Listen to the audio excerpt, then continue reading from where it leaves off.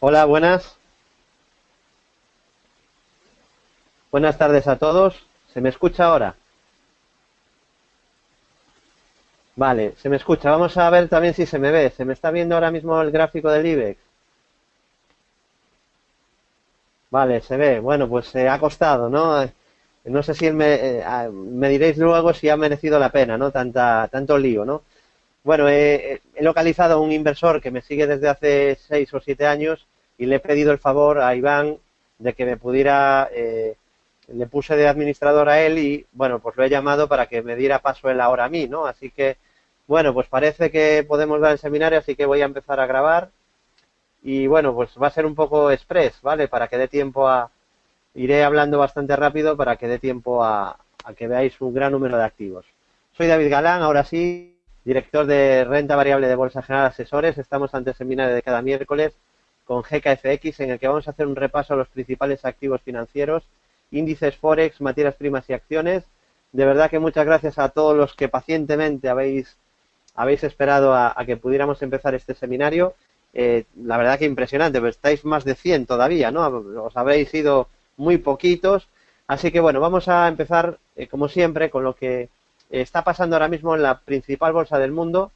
Nos vamos a ir al Dow Jones. Decidme por favor también si se os cambia el gráfico, si ahora os va a aparecer en la pantalla el Dow. Si es así, pues todo funcionará bien y si no, pues habría que dar por terminado el seminario, ¿no? Porque ya no se me ocurriría ninguna otra cosa. Vale, veis que se cambia a la perfección, así que bueno, vamos a poder dar el seminario perfectamente al final, aunque con algo de retraso. Perdonad las molestias, es un error de la plataforma.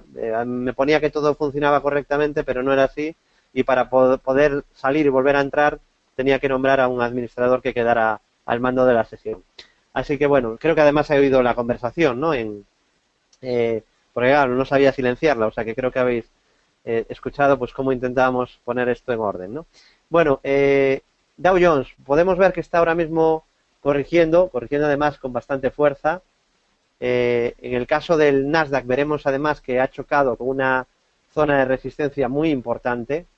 Y en el caso del Dow decíamos antes que tenía un primer soporte en los 17.580 y sobre todo en el mínimo anterior, que es la zona clave en esta fase ascendente que tiene el Dow Jones. Yo creo que le vendría bien una consolidación y el primer soporte está en el mínimo anterior en 17.484 puntos.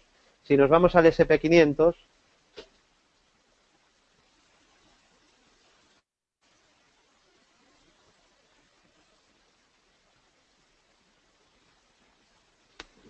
ahí podemos ver que en el caso del SP, que también está corrigiendo en el día de hoy, en el intradía, tenemos un primer soporte en los 2039, el mínimo del 6 de mayo, y luego sobre todo, que es muy importante en los índices, sobre todo en Europa, los mínimos del 7 de abril, que en el caso del SP estarían los 2033. Este es el primer soporte un poquito serio que tiene el SP500, ¿no? Esos mínimos anteriores, 7 de abril, en los 2033 puntos, 2033. Y en el caso del tecnológico Nasdaq, hoy avisábamos por la tarde en nuestro centro de traders que había que tener un poquito de cuidado, porque lo veréis ahora donde se ha frenado el Nasdaq y sobre todo la vela que ha dejado hoy el Nasdaq por la tarde en resistencia. Afortunadamente, pues lo hemos podido avisar en directo en nuestro centro de traders a todos los clientes para que lo pudiesen aprovechar, ¿no? Y les avisaba esta tarde que el Nasdaq dejaba una vela horrenda, una vela horrorosa que avisaba de caídas en la media de 200, en resistencia, ¿no? Más esta semana, bueno, nos han pedido algunos clientes que cuando veamos algo que sea realmente claro, que pusiéramos algún símbolo y cambiáramos el color, ¿no? Para que quedara muy claro que eso había que prestarle mucha importancia. Y hoy hemos estrenado hoy el primer aviso que hemos dado señalándolo y destacándolo en otro color, pues ha sido con el Nasdaq, ¿no? Avisando pues de esa horrible vela que dejaba en los máximos del día, ¿no? Empezó subiendo el Nasdaq, pero deja esta vela doji lápida y una vez deja esa doji lápida, además en plena media de 200 sesiones, pues fijaros el resultado que ha tenido, ¿no? El haber dejado esa vela de doji lápida, ¿no? A partir de ahí, pues como veis, una fuerte caída. Tendría como pequeño soporte el hueco alcista que se dejó en la sesión del 10 de mayo, es decir, en la sesión de ayer, pero sobre todo lo tendríamos en este mínimo en los 4.282 puntos. Comentábamos que seguramente el Nasdaq podría tener un rebote si superaba esa directriz bajista que habíamos marcado, en la que ha tenido hasta 8 toques. El octavo sería este.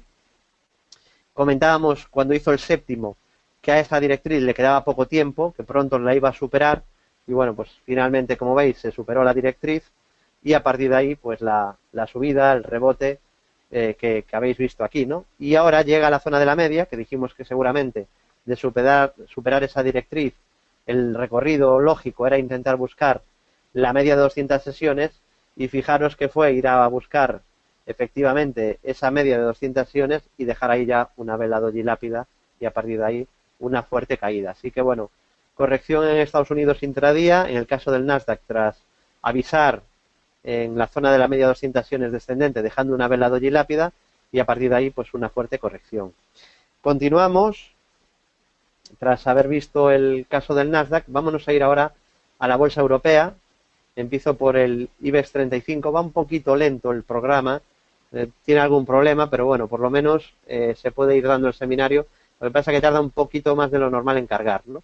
En el caso del IBEX, las resistencias son los 8.839, que es la zona de máximos anteriores. Fijaros que ahí hay dos máximos más o menos en la misma zona, aunque no son exactamente en la misma zona, sí que está más o menos por el mismo nivel, y ahí tendríamos una primera zona de resistencia, 8.839. Y luego, como siempre digo, en la media de 200 sesiones, que como veis está en fase descendente y por lo tanto es una zona de resistencia a tener en cuenta. Y luego ya estarían los máximos de 9.360, que son los máximos de los últimos meses, donde el IBEX dejó una pequeña figura de doble techo, desde la cual pues empezó esta corrección que veis, ¿no? En ese rebote que tuvo el IBEX, cumplió una estructura de 3 impulsos alcistas más dilatación. Subió un poquito más y ya en la zona de la media en gráfico diario, pues dejó luego esta pequeña figura de techo en gráfico horario, ¿no? Porque el IBEX, veremos ahora el IBEX en gráfico diario, el IBEX, claro, en esos 9.360, donde hizo ese pequeño doble techo intradía, que fue el inicio de esta consolidación o corrección que estamos viendo de muy corto plazo, ¿qué ocurría? Pues que el IBEX, fijaos, chocaba con la zona de la media.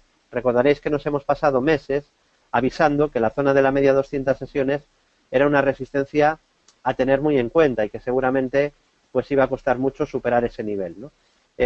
No pudo con la media 200 sesiones, aunque sí superó el máximo anterior de 9.200, así que a partir de ahora hay que tener en cuenta que ha llegado a una resistencia importantísima de medio plazo y que el soporte de corto plazo es el mínimo anterior, en esa sucesión de mínimos y máximos crecientes, en los 8.256. Por debajo de 8.256 confirmaría debilidad, ¿vale? Por debajo de esos 8.256 confirmaría debilidad el IBEX, que ha chocado con la media de 200 sesiones. Esto ya es un gráfico diario, ¿de acuerdo? Retomamos gráfico horario. Habíamos visto el IBEX, vamos a pasar ahora al Eurostoxx 50, la media europea.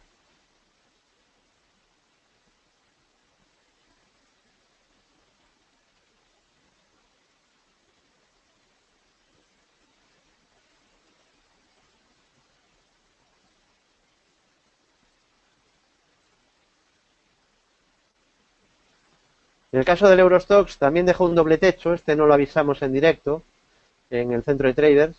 Veis el doble techo señalado en color amarillo, a partir de ahí una corrección importante, la media de 200 sesiones está bajando y es una zona de resistencia junto al máximo anterior, al máximo de la sesión de este martes, en los 3.003 puntos, 3.003. Y como soportes tenemos por un lado los mínimos del día 6 de mayo, en los 2.893 y sobre todo el mínimo anterior, en la fase de rebote que ha protagonizado el Eurostoxx, en los 2.860.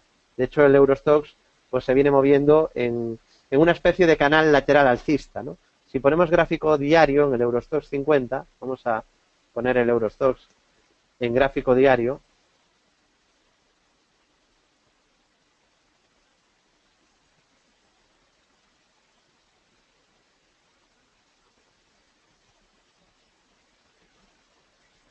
ahí está, ¿no?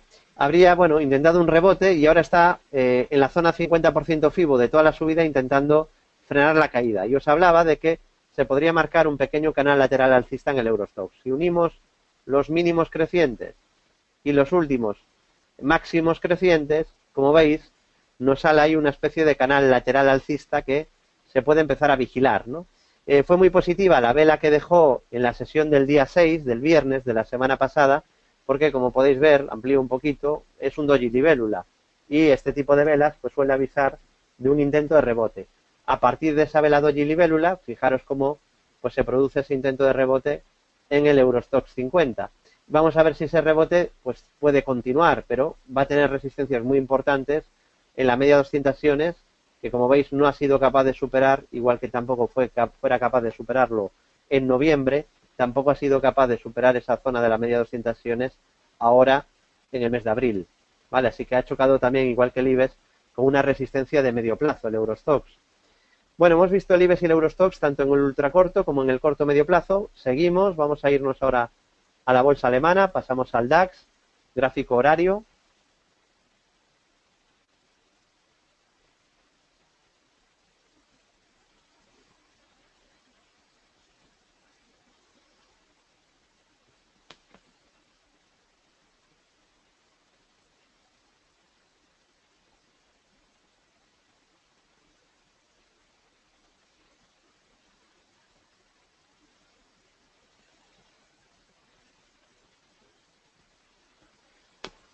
Bueno, ahí lo que podemos ver en el DAX es que ha chocado ayer, y lo comentábamos en nuestro centro de traders, con la media 200 sesiones.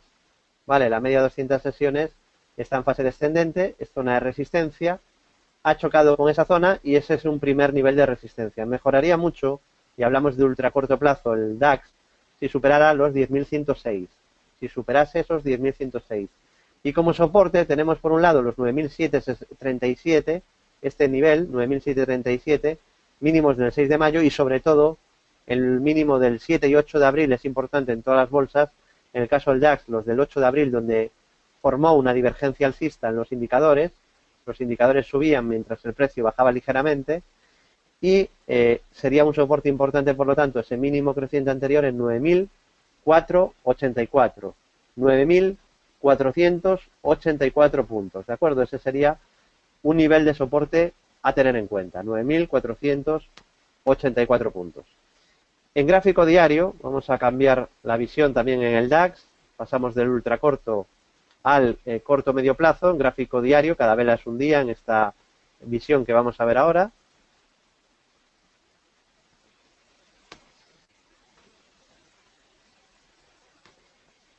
Bueno, aquí lo que podemos ver es que tampoco ha podido con la zona de la media 200 sesiones, se le está atragantando, igual que al IBEX, igual que al Eurostoxx. En este caso, igual que la anterior ocasión, el DAX ha intentado asomar la patita por encima de la media, pero la media no se gira al alza, y aquí pasa lo mismo. Intenta asomar la patita por encima de la media, pero la media no se ha girado al alza, y por lo tanto todavía no ha confirmado mejoría. ¿De acuerdo? Todavía no ha confirmado esa mejoría técnica. ¿Cuál es el dato positivo? El único dato positivo que se puede marcar, porque la media todavía baja, Europa está mostrando más debilidad que Estados Unidos. El dato positivo es que al menos sí tenemos una sucesión en el muy corto plazo de mínimos y máximos crecientes. Y por lo tanto es muy importante que no pierda el nivel que os comentaba antes de los 9.484 puntos, los mínimos del 8 de abril. De perder esos mínimos se confirmaría el deterioro. ¿De acuerdo? Así que vamos a ver si aguanta ese mínimo anterior para sostener este rebote que lleva protagonizando desde febrero. El problema es que la media 200 sesiones todavía no se ha girado al alza y por lo tanto es un obstáculo a tener en cuenta. Bueno, hemos visto el caso del DAX con la media 200 sesiones en fase descendente. Seguimos con el ultracorto plazo. Pasamos ahora del DAX al FTSE. Vámonos a la bolsa de Reino Unido, que es la que ha aguantado mejor en la sesión de este miércoles, con muchísima diferencia. Incluso ha cerrado en positivo, mientras el resto de índices europeos han caído, entre el 0,50 del K40 y el 1,32 de la bolsa italiana, que ha sido de nuevo la peor. En general, lo vengo repitiendo en las tres principales radios de finanzas de España, donde colaboro todas las semanas, lo importante es que tengáis en cuenta que tenemos un sector muy volátil en Europa, que es la banca, que está moviendo mucho los índices y que a los índices que más les afecta es a Italia y a España. Por lo tanto, un sector bancario débil y además muy volátil provoca que donde hay más debilidad y sobre todo mayor volatilidad está siendo en la bolsa española y en la italiana, en el IBEX y en el MIB. Bueno, en el caso del FTSE está interesante para muy corto plazo. ¿Por qué? Porque vemos como está intentando un rebote y como ahora está consolidando. Y como tenemos máximos más o menos en la misma zona y en cambio mínimos crecientes, al final uniendo máximos y mínimos aquí nos saldría una especie de triángulo de consolidación. Y vamos a ver por dónde lo rompe. Si rompe por arriba, apuntaría a un nuevo tramo de subida. Si rompe por abajo, apuntaría a caídas. Vale, yo vigilaría este pequeño, es pequeñito, no es muy grande, este posible triángulo en el FTSE, ¿no? Nosotros lo iremos comentando mañana en directo en el centro de traders. Pasamos ahora a la bolsa italiana, nos vamos al MIB, vamos a irnos a Italia.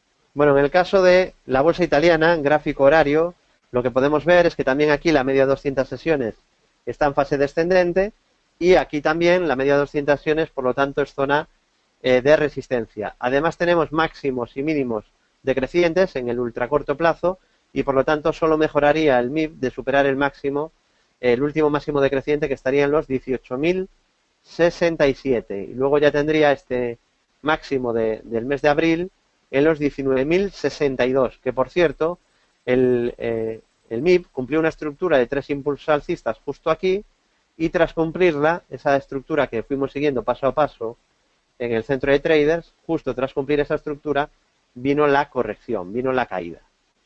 Bueno, hemos visto el MIB, pasamos al K40 para terminar el repaso a los índices en el ultracorto plazo.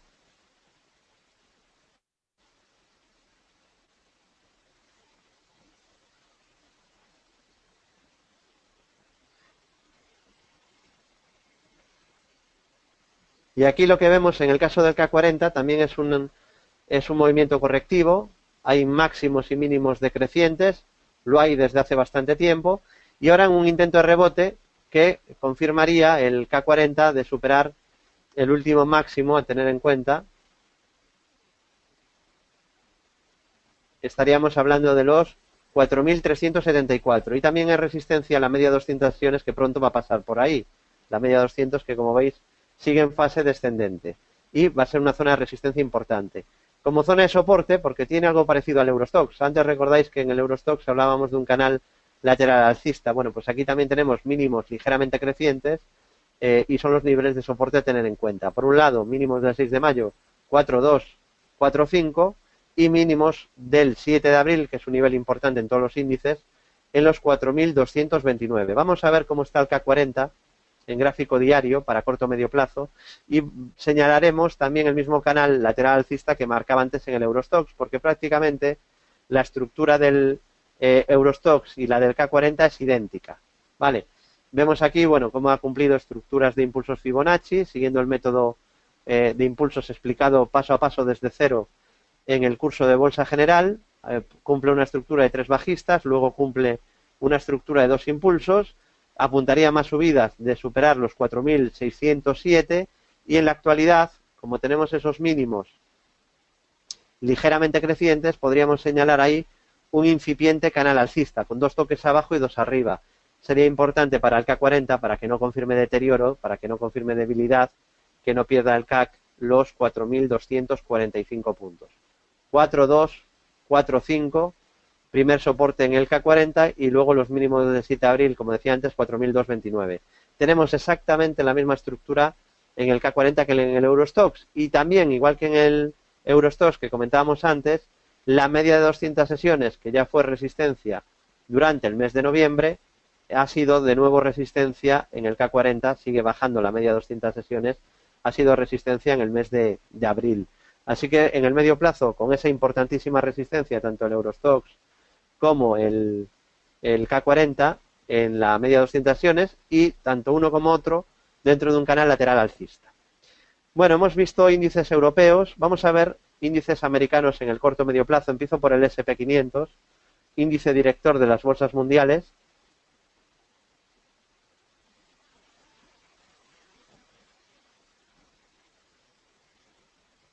Bueno, lo que podéis ver en el caso del SP es que está en una tendencia alcista impecable, de primaria, de largo plazo, desde el año 2009, es decir, que lleva 7 años de tendencia alcista. Y en el medio plazo vemos que el soporte clave son los 1810. De hecho, pues se puede marcar también un movimiento lateral el último año en el SP500 o en el último año y medio, casi ya. Es decir, que está dentro de una gran tendencia alcista primaria, consolidando niveles. ¿Qué es lo normal? Pues lo normal es que esa consolidación se rompa a favor de la tendencia previa. Eso es lo más probable. Yo no sé lo que va a pasar. No es seguro que rompa por arriba, pero sí es lo más probable, ¿no? Como decía Charles Dow, una tendencia es más probable que continúe mientras no se generen señales de cambio de tendencia.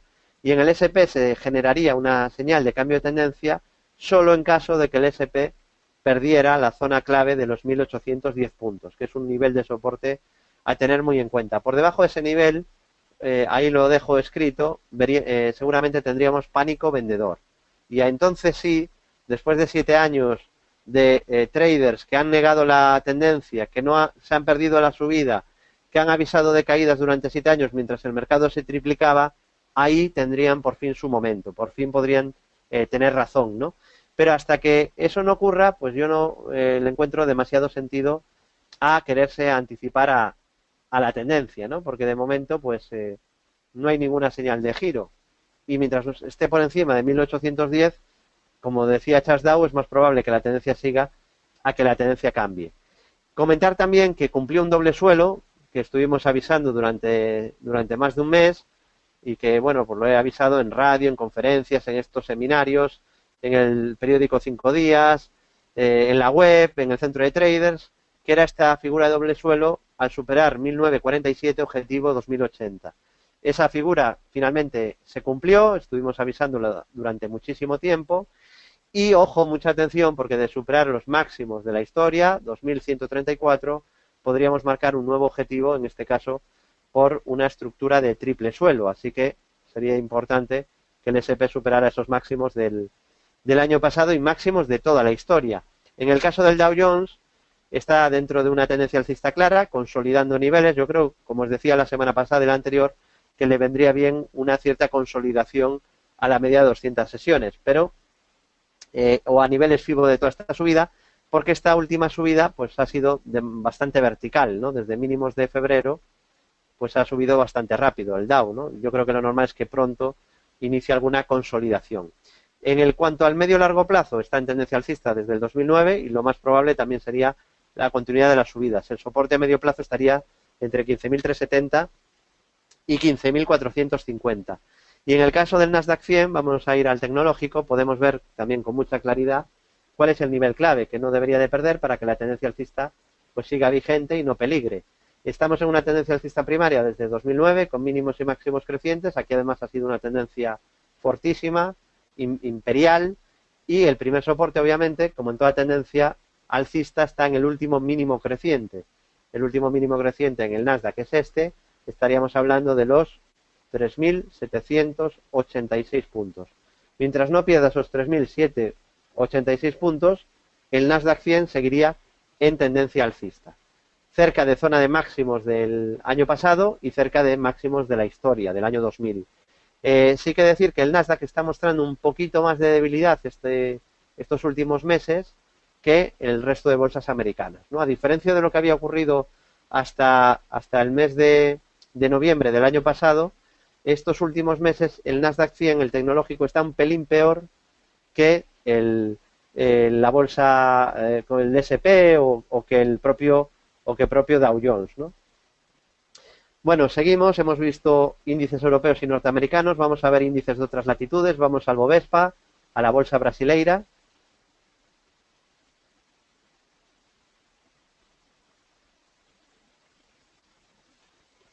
Bueno, en el caso de Brasil, del Bovespa, podemos ver cómo se mueve dentro de un canal bajista de medio plazo y cómo ha tenido un rebote espectacular desde la base del canal. Aquí comenté hace pues poquito tiempo, hace 5 meses más o menos, que el Bovespa iba a rebotar y que estaba en fase de rebote desde la base del canal, que desde aquí había una buena opción de compra, ¿no?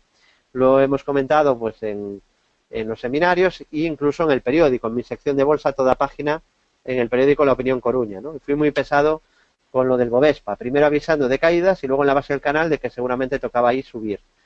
Esas subidas se han producido y yo creo que ahora hay que tener precaución. No puede subir algo más hasta el techo del canal, pero lo que hemos comentado es que esta zona es una zona de resistencia muy seria para medio plazo y que seguramente, viniendo de tan abajo, pues ahí en esa zona puede tener resistencia, puede tener obstáculos, que seguramente pues esa zona no será fácil de superar, ¿no? Vamos a ver qué ocurre ahí, pero yo apostaría que pronto seguramente vamos a tener una consolidación. ¿Por qué? Porque esta subida, aunque puede continuar, ha sido bastante vertical y seguramente va a costar seguir con ese rally tan potente y tan vertical. Pasamos al Nikkei. En el caso del Nikkei de la bolsa japonesa os había avisado que en caso de un rebote iba a tener muchos obstáculos, que principalmente la media de 200 sesiones descendente y el 61.8 de la caída. Y es precisamente donde se ha frenado en los máximos de finales de abril. Fijaos cómo choca con estrépito con la media 200 y desde ahí corrige. Como zona positiva o como punto positivo os dije que tenía soporte en el mínimo anterior, porque está intentando construir mínimos y máximos crecientes y que por lo tanto era muy importante no perder este mínimo, y mientras no perdiera ese mínimo incluso hasta se puede marcar ahí una directriz, no se ha roto.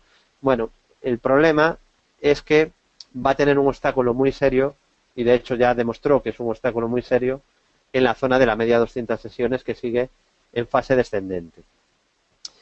Y vamos a ver el PSI portugués, porque este para mí, aunque no es un índice muy importante, me daba muchas pistas y os lo repetí estas últimas semanas como un índice que nos estaba avisando de que la bolsa europea podía tener obstáculo o que podía tener dificultades para seguir subiendo. Os he estado avisando de la importancia de este canal bajista de medio plazo en el PSI portugués. Y os dije que el PSI portugués tenía un problema muy serio porque se encontraba atacando no solo la media 200 sesiones, que está en fase descendente, sino también el techo del canal bajista. Y una vez más, el PSI portugués pues ha chocado con la resistencia. Así que fijaos qué curioso cómo ese escenario que os dije que seguramente íbamos a ver caídas en Portugal se ha cumplido, ¿no? Ha corregido desde el techo del canal. Vamos a ver, eso sí, si es capaz de aguantar este mínimo, aguantar este soporte en los 4.754 puntos. Vamos a ver si es capaz de aguantar ese nivel de soporte. Bueno, hemos visto índices. Vámonos a materias primas. Vamos a la plata. Vamos al gráfico de la plata.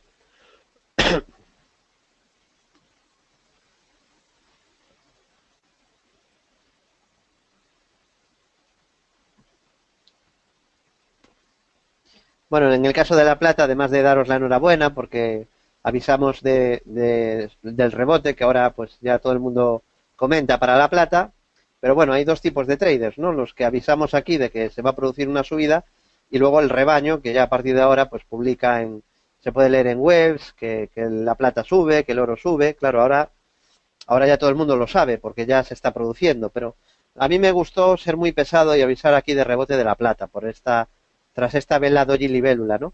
De hecho, un amable seguidor de estos seminarios me comentó aquí, en el mes de enero, con la plata, que me había equivocado, con la plata 13 con $50, me dijo que me había equivocado recomendando la plata y diciendo que iba a rebotar, ¿no? Bueno, ojalá me siga equivocando de esa manera durante muchísimos años, ¿no? Llevo equivocándome de esa forma 9 años en Bolsa General y espero seguir, ¿no? Yo obviamente muchas veces me equivoco, pero claro, cuando no me equivoco, pues tampoco se debería de contabilizar como un error, ¿no? Haber recomendado la plata y decir que mientras no perdiera los mínimos de esa vela, voy a ampliar un poquito el zoom, que mientras no perdiera los mínimos de esa vela doji libélula, que lo normal era que viéramos un rebote en la plata. Además de haber visto ese rebote, comentamos luego que de superar los máximos del primer impulso, se activaría un segundo alcista hacia 17.31. Y esa estructura, pues también se ha cumplido, ¿no? Me dice Antonio, no se ha resentido, no, hombre, para nada, ¿no? Hago lo que más me gusta y para nada resentido, pero sí creo que os puede valer como... Yo siempre intento diferenciar el trader profesional del trader novato, ¿no? Y trader novato tampoco se debe de considerar como un insulto, sino como una etapa que hay que pasar, ¿no? Yo también he sido trader novato, Warren Buffett fue trader novato, George Soros fue trader novato, cualquier inversor de todo el mundo ha sido novato, nadie nace aprendido en ninguna disciplina, ¿no? Eh, pero hay que intentar escapar de ese tipo de comportamientos, ¿no? Y claro, eso de avisar de un rebote mientras no pierdas este nivel y aquí decir te equivocaste, lo que refleja, y es de lo que quiero que aprendáis, por eso comento esta historia, ¿no? A mí obviamente me da igual, no recuerdo ni quién me lo dijo, ¿no? Pero comento esta historia porque podéis aprender de ella. ¿Y en qué sentido? Pues en la impaciencia. La impaciencia es uno de los grandes defectos de los inversores particulares y diría que cada vez va peor, ¿vale? La impaciencia es y yo creo que además va en aumento, porque claro, ahora lo bueno es que podemos operar desde casa, podemos operar cada segundo, es decir, no hay que esperar a ir a una oficina, a ir a una entidad, ni a llamar por teléfono y que te cojan el teléfono y decir, oye, que quiero comprar tal, no, lo haces desde casa y a un clic. Y claro, puedes tomar decisiones en cualquier momento. Estamos además en la edad de Internet, en la era digital. ¿Que esto es bueno? Pues sí, nos llega mucha información, pero también puede ser malo, porque nos llega tanta información que, claro, es casi imposible que un inversor que no, prácticamente un inversor que no sea profesional y viva de los mercados, es muy difícil que no se deje influenciar por las noticias. Es decir, es muy difícil que un inversor particular logre coger una tendencia que dure 5 años o 6 años, porque en ese lapso de tiempo, en esos 5 o 6 años, ha habido tanta información de cosas buenas, pero también de cosas negativas, que muchas veces el inversor seguramente ha estado y en muchos casos acaba vendiendo, ¿no? Por ejemplo, comentaba antes que la bolsa americana está en tendencia alcista desde 2009, 7 años de tendencia alcista. Bueno, pues en esa tendencia alcista ha habido un montón de noticias que podían haber hecho que el inversor tuviera miedo y vendiera, ¿no? Y por impaciencia no supiera, y por falta de método también no supiera aguantar la tendencia, ¿no? Por ejemplo, pues se decía que cuando quitaran el quantitative easing número 1 habría una fuerte caída, dijeron también que cuando quitaran el quantitative easing número 2 vendría una gran caída, después hablaron del secuestro fiscal, del abismo fiscal, del techo de deuda, luego Grecia, luego hablaron de la guerra de Ucrania, luego hablaron de China, ahora del petróleo. Siempre había algún motivo para meter el miedo en el cuerpo a los inversores, ¿no? Siempre hay artículos asustaviejas de esto se va a desmoronar Wall Street, el crack del 29, ¿no? Y todo esto, durante estos 7 años, pues estoy seguro que a muchos inversores les ha impedido seguir una tendencia, ¿no? Y esa impaciencia muchas veces es lo que hace que el trader, en vez de poder aprovechar una tendencia, acabe vendiendo por esa impaciencia, ¿no? En el caso de la plata, al final, sin perder ese mínimo que comenté de soporte clave, llegó la subida y estamos en plena subida, en plena fase de reacción. Ayer dije en otro seminario que la vela que había dejado la plata seguramente podría traer hoy un rebote. Enhorabuena también a los que ayer pudisteis asistir a ese seminario que impartí y tenéis ese aviso de que hoy seguramente la plata, tras la vela que había dejado, podía rebotar. Yo creo, no obstante, que está lejos del soporte, está lejos de los primeros soportes y que no le vendría mal consolidar un poquito, ¿no? En cuanto al oro, vamos ahora al gráfico del oro. Bueno, en el caso del oro, hemos marcado 4 objetivos alcistas durante estos meses. Veo que ahora hay gente que recomienda el oro, ¿no? Bueno, yo creo que era mejor recomendar el oro cuando lo hicimos desde Bolsa General a todos los que nos siguen, ¿no? El que nos sigue pues no se lo ha perdido, porque lo hemos comentado además en todos los medios. Y fue exactamente aquí en 1.200, en $1.070, aquí, por una figura de doble suelo. Luego avisamos de un triple suelo, objetivo 1.130, también se cumplió. Luego avisamos de un objetivo por ruptura de canal hacia $1.290, también se cumplió.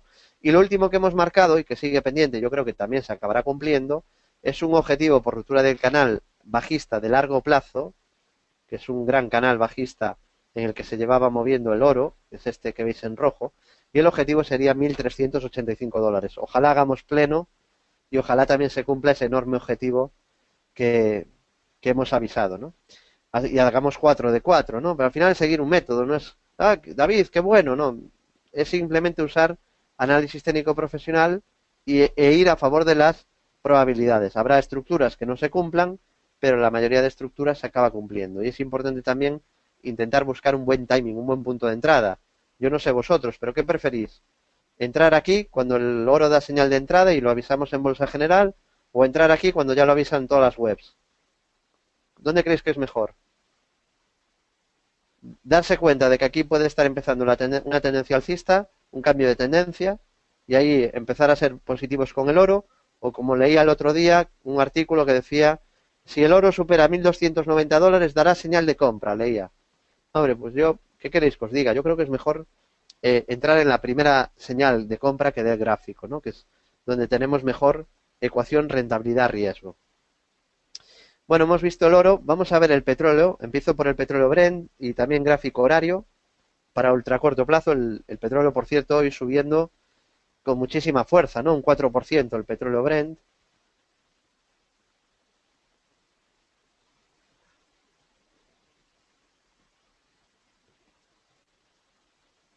Comenta Iván, el que entre ahora en el oro, igual se come una corrección de corto plazo a la zona de la media 200, se asusta y sale perdiendo en el oro. Claro, eso es un comportamiento perdedor que cometen muchos traders, ¿no? Que van detrás de los precios, que no entran cuando tienen que entrar, dicen, ay, qué pena, que se me escapa, ay, que se me escapa, ay, que se me va, y al final ese impulso de se me va el tren, se me va, acaba haciendo que compren en el peor momento, lejísimos de soporte con una mala ecuación rentabilidad-riesgo, ¿no?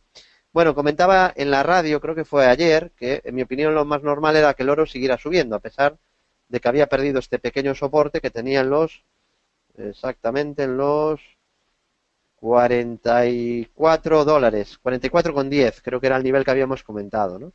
De hecho, habíamos marcado estas flechitas a la baja, que si perdía ese nivel podíamos tener una corrección un poquito mayor. Y cuando nos avisa de que vuelve a subir otra vez, pues siempre hay que tirar de las directrices bajistas, ¿no? En este caso, fijaos que tenemos un toque, dos toques, tres toques, cuatro toques, quinto toque y a la sexta va la vencida, ¿no? Con el sexto toque ya rompe la directriz y a partir de ahí avisa de que puede volver a subir. Fijaos que no contentos con romper la directriz, suben, vuelven a bajar y esto que hace aquí es lo que denominamos throwback. ¿Vale? Cuando una resistencia se supera y esa resistencia pasa a ser soporte, a ese fenómeno se le denomina throwback. Es una situación técnica que se produce en muchísimas ocasiones. Pasamos ahora al eurodólar, que está rebotando en la sesión de hoy.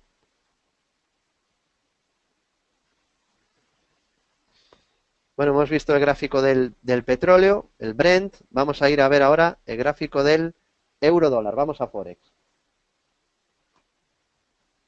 Como siempre, ya sabéis, siempre seguimos el mismo ritmo. Empezamos con índices en ultracorto, índices en el corto medio plazo, Forex, materias primas y Forex, y luego lo último, alguna acción, ¿no? Y estamos muy mal de tiempo por ese problema técnico y vamos a ver como mucho una o dos acciones, ¿no? Bueno, pasamos a Forex, al euro dólar, a ver si carga ya el gráfico.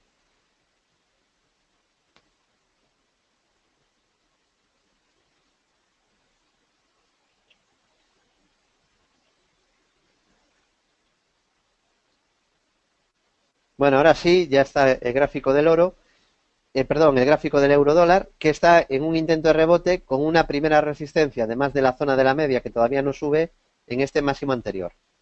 Vale, mejoraría, confirmaría mejoría el euro dólar de superar los máximos del viernes, cuando hubo volatilidad tras dato de paro de empleo en Estados Unidos, en los 1,1478. Ahí tiene resistencia el euro dólar. Ahora está en un intento de rebote, los indicadores ya venían avisando de un posible rebote, sobre todo el MACD. Vemos como el precio hace mínimos decrecientes y en cambio los indicadores hacen mínimos crecientes, ¿no? Eso es un aviso de que puede venir un rebote, el rebote se ha producido, pero falta que confirme superando 1,1478. Por encima de ese nivel mejoraría claramente en el ultracorto plazo el eurodólar. Y luego la resistencia que tuvo en los máximos del 22 de abril, perdón, en los máximos de principios de mayo, con el doji lápida en la zona de 1,1620, que avisamos en directo en el centro de traders que tras esa vela podía venir una corrección, ¿no? Y justo desde esa vela doji lápida efectivamente esa corrección que habíamos avisado en directo a todos nuestros clientes y que muchos de ellos comentaban que la habían aprovechado y habían conseguido un buen beneficio, pues se produce esa corrección. Y ahora, intento de rebote tras esa mejora en los indicadores, ¿no? Vamos ahora a libra dólar, después de ver el gráfico del euro frente al dólar. Bueno, en el caso del libra dólar está ahora mismo chocando con la primera zona importante de resistencia, que es la media de 200 sesiones. Ahí tiene el primer obstáculo. Dejarlo atrás pues sería muy positivo para confirmar la mejoría. O sea que de momento solo es un intento de rebote. Vamos a ver hasta dónde puede llegar. No hay ninguna estructura demasiado clara ahora mismo, ni en el euro dólar ni en libra dólar, ¿no? Ya sabes que cuando la hay, pues la comentamos. Bueno, y nos vamos a acciones. Tenía pendiente Amadeus y voy a aceptar otro valor más, ¿vale? Otra petición vuestra. Vamos a Amadeus primero. Vamos al gráfico de Amadeus. Bueno, Amadeus es uno de los valores que a mí me gustan en el medio-largo plazo, ¿no?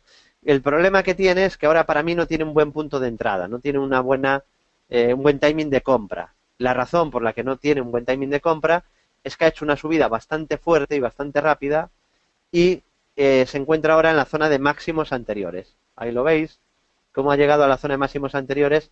El nivel es exactamente 40,87. El máximo anterior era 40,87. Y el máximo de ayer, curiosamente, dejando una vela no muy bonita, una especie de cubierta de nube oscura, esa pauta de velas, estaría 40,85. Es decir, prácticamente se ha frenado en el máximo anterior. Yo creo que para el que esté dentro sería un mantener y para el que esté fuera aprovechar quizá alguna corrección fuerte para comprar. Este fue quizá la estructura más clara que se activó el año pasado y que no se cumplió, que fue la ruptura al alza de Amadeus, de este triángulo, y al final se dio la vuelta y anuló el objetivo, ¿no? Sí, esta es una de las figuras quizá la más clara del año pasado, de las comentadas el año pasado y que no se cumplieron, ¿no? Esa pequeña minoría de estructuras que no se cumplen. Por cierto, antes de continuar, vamos a ver también, veo aquí una pregunta de Abengoa, bueno, es que yo ahí, si os sé, de verdad no te recomendaría estar, ¿no? Telefónica, Iberdrola, también hay preguntas. Bueno, antes de nada también deciros que tenéis muchísima información en bolsageneral.es, además con nuevo diseño, espero que os guste ese nuevo diseño, ahí os dejo el enlace y que también tenéis muchísima información en el foro abierto de Bolsa General, ¿vale? Tenéis muchísima información en el foro abierto de Bolsa General. Entráis en el apartado foro y hay un foro abierto en el que tenéis muchísima información, seguimiento de índices, seguimiento de Forex, todos los días se sigue el IBEX, colaboraciones en medios de comunicación, tenéis ahí pues las colaboraciones que voy haciendo en radio, seminarios, para que no os perdáis nada, ¿no? Y también en la web. Bueno, en el caso de, vamos a ir a ver Iberdrola, porque yo, la verdad, Bengoa es un chicharro, es un valor muy volátil, yo me imagino que ese valor pues es el típico valor el que le gusta a los inversores principiantes, que buscan adrenalina, ¿no? Que buscan movimientos muy fuertes. Yo, de verdad, no creo que no merece la pena. Lo llevo diciendo más de un año, el valor pues ha bajado un 90%, es verdad que puede subir un 15, puede subir un 30, pero es que es un poco inversión casino esa, ¿no? Porque es un valor bajista con muchísima volatilidad, pero donde no hay tendencia alcista. Vale, me parece un valor peligroso para tener en cartera. No le veo, la verdad, no compraría en absoluto, no se me ocurriría entrar en un valor del perfil de Abengoa, ¿vale? Yo ahí no metería mi dinero, con lo cual, si yo ahí no metería mi dinero, no os voy a recomendar a vosotros que metáis el vuestro, ¿de acuerdo? No, David, que mira, que puede subir un 20%, sí, claro, puede subir un 20%, pero ¿qué creéis que le ha pasado a la mayoría de inversores que han invertido en Abengoa durante estos años? ¿Que se han forrado o que se han arruinado? ¿Qué pensáis que ha sido el, la- el final de la mayoría de inversores? ¿Cuál creéis que ha sido su final? ¿Se han forrado o se han arruinado? ¿Qué creéis que ha sido lo más probable que le ha pasado a la mayoría? Obviamente, pues habrá alguno que gana, otro que pierde, pero la mayoría, ¿qué creéis que le ha pasado durante estos años invirtiendo en Abengoa? ¿Qué opináis? ¿Ha ganado mucho dinero o ha perdido hasta la camisa?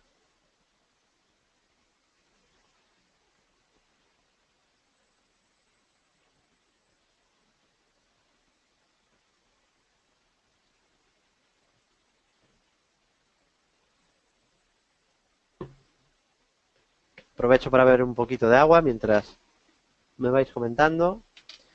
Y por cierto, este es el gráfico de Iberdrola ya, el que tenemos en pantalla, y este sí es un valor en tendencia alcista de medio plazo, ¿no?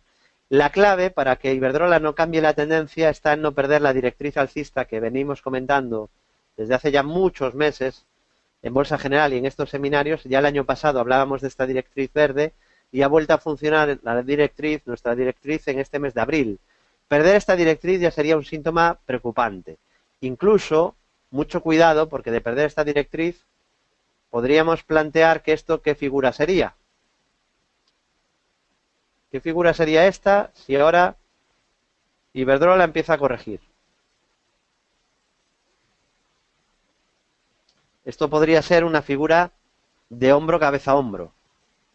¿De acuerdo? Así que mucho cuidado si pierde la directriz. Mientras no pierda esta zona de soporte de mínimos crecientes, pues es un valor que de momento está en tendencia alcista y que no tiene ningún síntoma de debilidad. Pero mucha atención si perdiera los 5,72. Por debajo de 5,72, la situación de Iberdrola a mí no me gustaría. Podríamos tener una importante corrección. Seguimos. Popular, me pregunta Antonio. Bueno, es un valor interesante y vamos a ir finalizando. Vamos a ver Banco Popular. Me comenta también Jordi. Felicidades por el nuevo diseño, es muy elegante. Bueno, muchas gracias Jordi. Me alegra que os guste, ¿no? Intentábamos mejorar. De hecho, ya os dije que este año pues había muchas novedades. Una era el pequeño libro de los grandes inversores con Editorial Planeta. Otro era el cambio de diseño y bueno, habrá más novedades. Bueno, en el caso de, me decís sobre la pregunta que os hacía antes, sobre si en Abengoa la gente ganaba o había ganado en su mayoría o había perdido, veo que comenta Julián, arruinados, Iván, arruinado sin duda, José dice ruina, Sergio dice malísimo resultado, Miguel Ángel dice ruina, Ferran dice pillados, Jaime dice se forraron si supieron gestionar a tiempo. Bueno, los menos, Jaime. Pérdidas mayúsculas, probablemente lo pierdan todo, dice Julián. Luis Enrique dice no han ganado. Antonio dice estarían en pelotas más de uno. Adriano dice creo que habrán perdido bastante, casi ruina. Vale.